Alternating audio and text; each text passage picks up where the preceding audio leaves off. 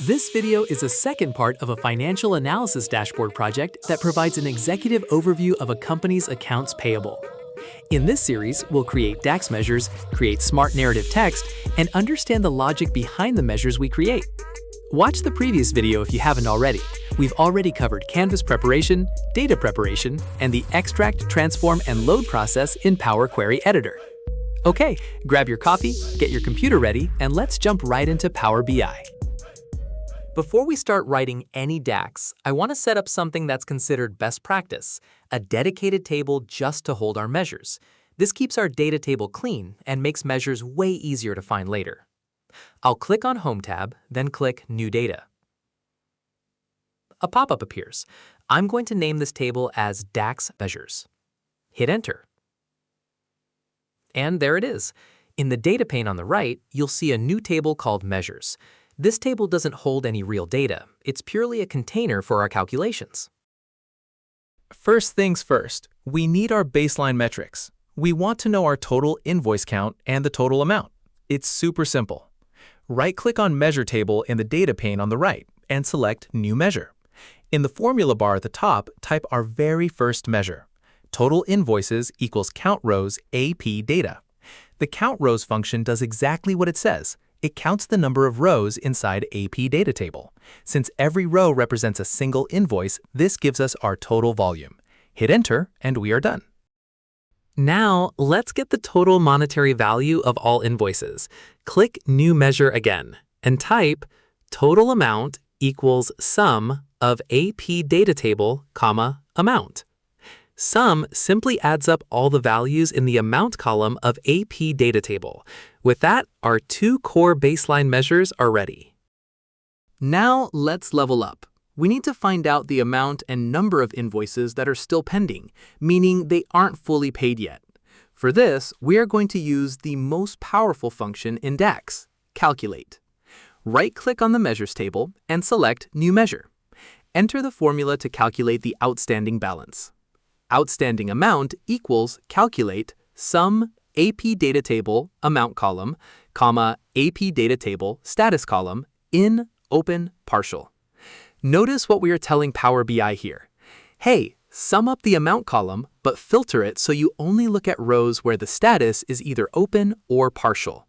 Those curly brackets work exactly like an in operator in SQL.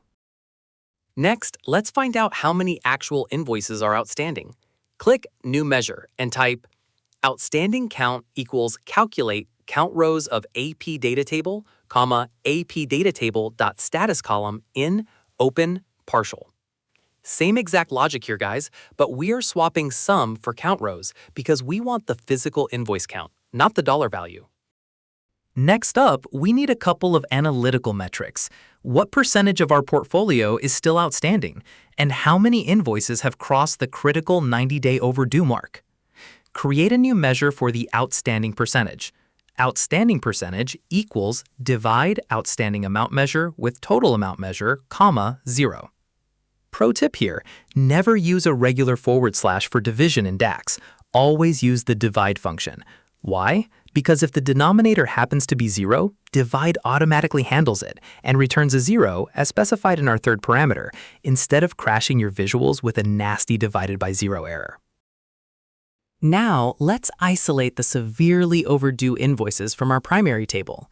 Right-click in the Measure table, select New Measures, and type Count 90 plus overdue equals calculate count rows, AP data table, AP data table, AgingBucket column equals 90 plus days. Here, we are filtering AP data table, specifically where the AgingBucket column equals 90 plus days. This is a vital KPI for raising internal operational red flags. All right, this is the main event. We are going to build a smart conditional text measure that automatically changes its message based on the health of our AP data. We'll use variables, var, and a switch statement. Click New Measure, and let's type this out. Don't worry, I'll break it down row by row. Let's dissect how this magic works. The var block, we are creating internal shortcuts. We store our pre-calculated measures into shorter names, like overdue count, overdue rate, and outstanding PCT. The switch true block. This is like telling Power BI, evaluate the following conditions from top to bottom. The moment you find a condition that evaluates to true, stop there and output that specific text. The hierarchy. If over 60% of our invoices are severely overdue, it screams critical and dynamically pulls in the exact count of those invoices. If it's lower than that, but still over 30%, it triggers a warning with a formatted percentage. If the aging is okay, but the unpaid balance is over 70 or 50%, it drops an alert or a notice. And if none of these bad thresholds are met, it safely defaults to a reassuring AP status is within acceptable range. Now, let's test it out. I'm going to grab a standard card visual from the visualization pane and drag our new narrative headline right into it. And boom, look at that text. The best part about this, if a user interacts with your report, say they filter for a specific vendor or a specific month, this headline updates dynamically in real time. Executives and managers absolutely love this kind of instant automated narrative insight. That wraps up part 2 of this series. We now have a fully built measure layer, ready to plug straight into KPI cards, charts, and tables. You can see the DAX measures we created in the link in the description. You can use this resource as a reference for this project. In part 3, we're going to start actually building those visuals, starting with our KPI card row and the monthly trend chart. If you found this useful, drop a like and subscribe so you don't miss the next part. See you there!